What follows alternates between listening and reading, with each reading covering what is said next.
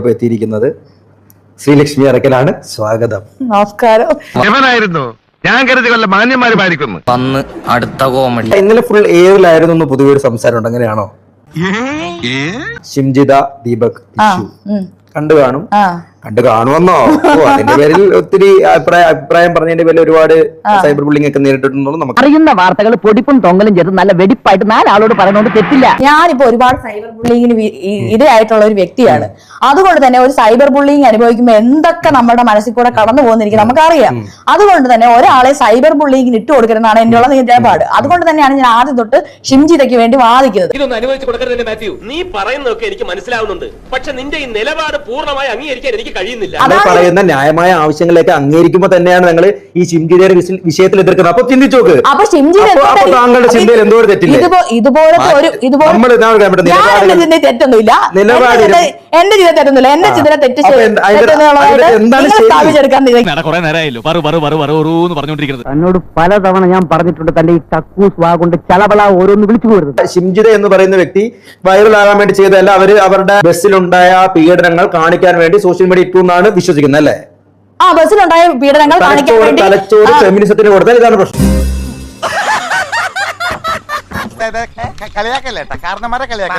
Video കാണുന്ന ഒരു വ്യക്തിക്ക് പൂർണ്ണമായിട്ട് മനസ്സിലാവുന്ന ഒരു കാര്യം, അവർ കൃത്യമായിട്ട് ഇപ്പൊ താങ്കൾ പറഞ്ഞ അവർ ഈ സൈബർ ബുള്ളിങ്ങിന് വിധേയമാക്കുന്ന സോഷ്യൽ മീഡിയയിലൂടെ വൈറലാകാൻ ശ്രമിച്ചതാണ്. അതിനിവിടെ പ്രസക്തി. അവർ കൃത്യമായിട്ട് സോഷ്യൽ മീഡിയയിൽ വൈറലാകാൻ വേണ്ടി ചെയ്ത ഒരു കോപ്രായമായിട്ട് ഇത് കാണുന്ന ബഹുഭൂരിപക്ഷം മലയാളികളും ഞാൻ വിശ്വസിക്കുന്നു. ഞാൻ ഒരു മാധ്യമത്തിൽ എന്ന് പറയുന്നു, ഒരു 85% മലയാളികളും വിശ്വസിക്കുന്നത് അത് അവർ വൈറലാകാൻ വേണ്ടി കാണിച്ച കോപ്രായമായിട്ടാണ്. സർ, ഇവനൊക്കെ ഒരേ ഒരു സെൻസേ ഉള്ളൂ, നോൺസെൻസ്. 90% മലയാളികളും ഷിംജിതയുടെ ഭാഗത്താണ് തെറ്റെന്ന് പറയുമ്പോൾ അതിന്റെ എന്തെങ്കിലും ഇല്ലായിരിക്കുമോ? അപ്പൊ നിങ്ങളുടെ കുറച്ചു പേരുടെ മൈൻഡിൽ മാത്രം എന്തുകൊണ്ടത് ഷിംജിത വലിയ എന്തോ സൽക്കർമ്മം ചെയ്തായിട്ട് തോന്നുന്നു. ദീപത്തിലുള്ള ജീവനോടെ പോയത്.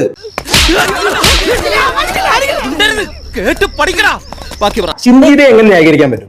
ഷിംജിതയെ ന്യായീകരിക്കുന്നത് നമ്മളിപ്പോ ഷിംജിത എന്ന് പറയുന്ന ഒരാളുടെ ഏതൊരു വ്യക്തിയാണെങ്കിലും അയാൾക്ക് കുറെ റൈറ്റ് ഉണ്ട്. ഇപ്പൊ നമ്മുടെ പ്രതികൾ, ഇപ്പൊ നമുക്ക് ഒരു കൊലപാതകത്തിൽ ശിക്ഷിക്കപ്പെട്ട ആൾക്കാർക്ക് വരെ റൈറ്റ് ഉണ്ട്. അപ്പൊ നമ്മുടെ സമൂഹമല്ല അതിനെ കല്ലെറിയാൻ. ഇവരുടെയൊക്കെ തലയിൽ ഈശ്വരൻ തലച്ചോറിന് പകരം കൊടുത്തിരിക്കുന്നത് കളിമണ്ണാണെന്നാണ് എനിക്ക് തോന്നുന്നു. കളിമണ്ണല്ലടാ, പിണ്ണാക്ക, നല്ല ഒറിജിനൽ പിണ്ണാക്ക. ഫെമിനിസ്റ്റുകൾ എന്ന് പറയുമ്പോൾ കുറച്ച് മാറി ചിന്തിക്കുന്ന ആൾക്കാരാണല്ലോ. അപ്പൊ അവർക്ക് എന്താണെന്ന് വെച്ചിട്ടുണ്ടെങ്കിൽ ഇപ്പൊ ഞാൻ മാത്രമല്ല, ഡോക്ടർ മാളവിക ബിന്നി എഴുതിയിട്ടുണ്ട്, പ്രീത GP എഴുതിയിട്ടുണ്ട്, അങ്ങനെ ഒരുപാട് ഫെമിനിസ്റ്റുകൾ എഴുതിയിട്ടുണ്ട്. നമ്മൾക്ക് കൃത്യമായിട്ട് ആ ഒരു ടച്ച് ബാഡ് ആണെന്ന് ഞങ്ങൾക്ക് തോന്നിയിട്ടുണ്ട്. വേൾഡിൽ ഇതുപോലെ ഒന്നേ ഉള്ളൂ. ഇവളെ ഉണ്ടാക്കിയ ശേഷം പടച്ചോനെ അച്ഛൻ ഉടച്ചു കളഞ്ഞു. ഇവളെ തർക്കശാസ്ത്രത്തിൽ PhD എടുത്തവളാണ്, പറഞ്ഞു ജയിക്കാൻ പറ്റില്ല. അത് കണ്ടപ്പോഴേ എനിക്കതൊരു സെക്ഷൽ അസോൾട്ട് ആണെന്ന് എനിക്ക് തോന്നി. പക്ഷേ എനിക്ക് അതിന്റെ ടച്ച് കണ്ടപ്പോ സെക്ഷൽ അസോൾട്ട് ആയിട്ട് എനിക്ക് തോന്നി.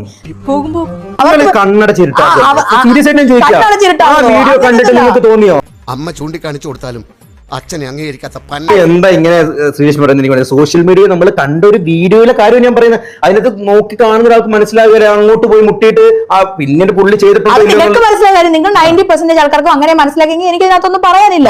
പക്ഷെ ഞാൻ പറയുന്നത് 90% വെളിവാണോ അതോ ശ്രീലക്ഷ്മിയെ പോലെ ഒരു 10% വെളിവിനാണോ അംഗീകരിക്കേണ്ടത്?